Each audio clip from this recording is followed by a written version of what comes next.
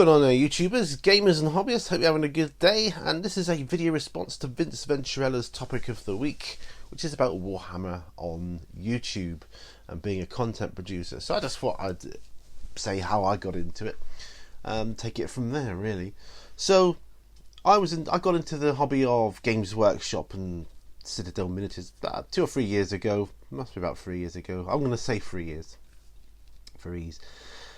And I quickly discovered YouTube and lots of other people doing YouTube channels and things like that. And there was one in particular called Mini Wargaming. I'm sure you've heard of it. If not, it's one of my YouTube channel of the week things. You can go and check them out. Just type in Mini Wargaming. Excuse me. And I watched them, and I wanted to be like them because I thought that's really fun. Looks really fun, and they seem to enjoy themselves. And they're obviously passionate about Citadel and Games Workshop and Warhammer, as I am. So I thought I want to do that too. Now I didn't have a clue. I didn't have a Scooby about YouTube. How to do it. I had a YouTube channel just to watch other people do stuff on my old account, and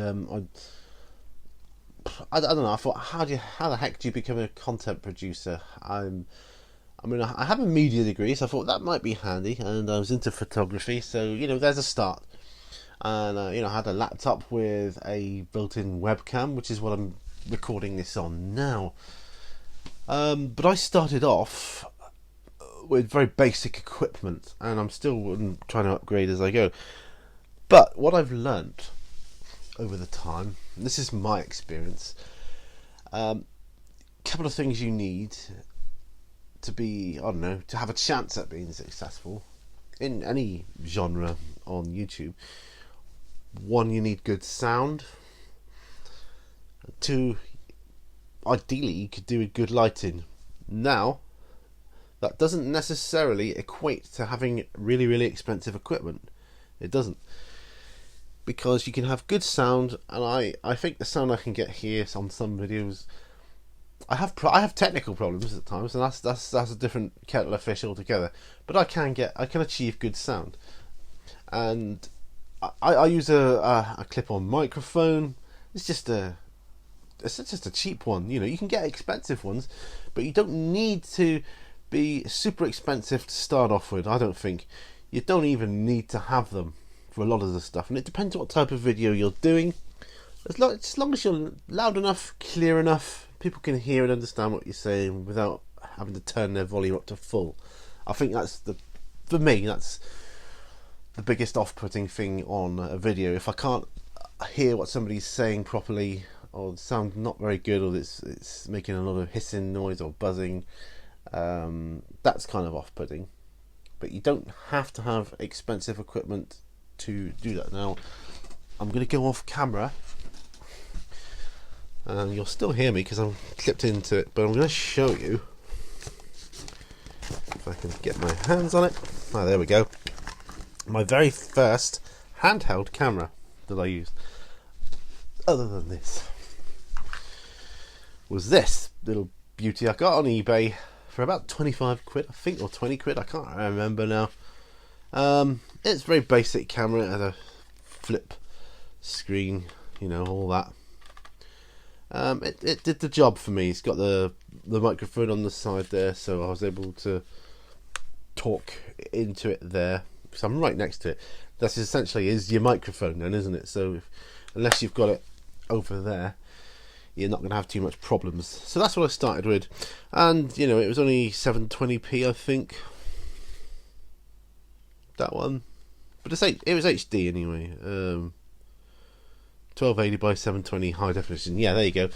And yeah, it was second hand off eBay, so you don't need to get loads of expensive equipment in order to start that. I mean, a lot of people do it. You can do it off your phone even, as long as you can hear it, what the person's saying, and the person is in quite good lighting. If they're trying to show you stuff, I don't know, like they've got some model and they want to show you stuff, you need kind of good lighting in order to see that.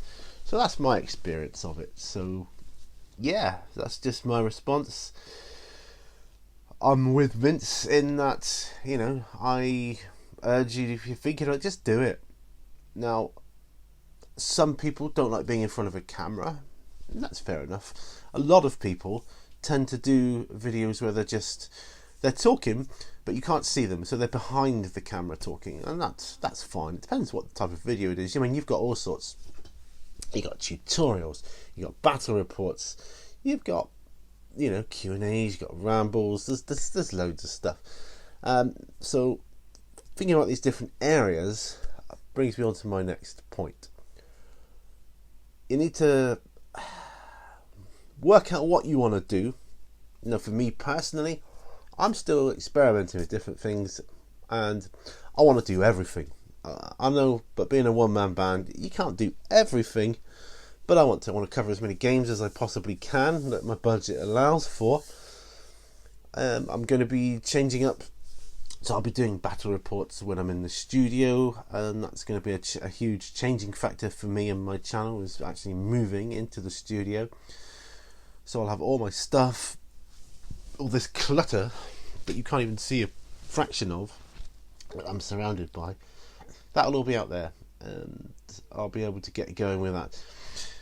Some videos, particularly this type, and I'm not a very good example because I'm not doing it, you need some form of script. Now, that doesn't have to be rigid. I don't mean reading it word for word, but just bullet points or things to give you something that you know what you want to say. Like, for instance, when I'm doing a paint-along video, I've got a few bullet points of just general topics I want to talk about. That way, I try to cut down the amount of silence that's on a video like that. So if you want to do a rambling video, that's great. And I started off doing loads of those, just me sat in front of the Mac here, just talking about a codex, talking about a model. And that will give you confidence of being in front of a camera, if that's the way you want to go. Now, you've got to have relatively good camera presence, what I call camera presence. And by that I mean getting across your passion, getting across your character.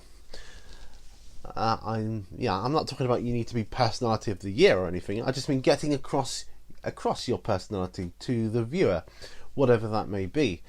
And I think that's quite important, because if you notice, you go on anybody's channel, one you've watched regularly, they all have a kind of separate feel to them, don't they?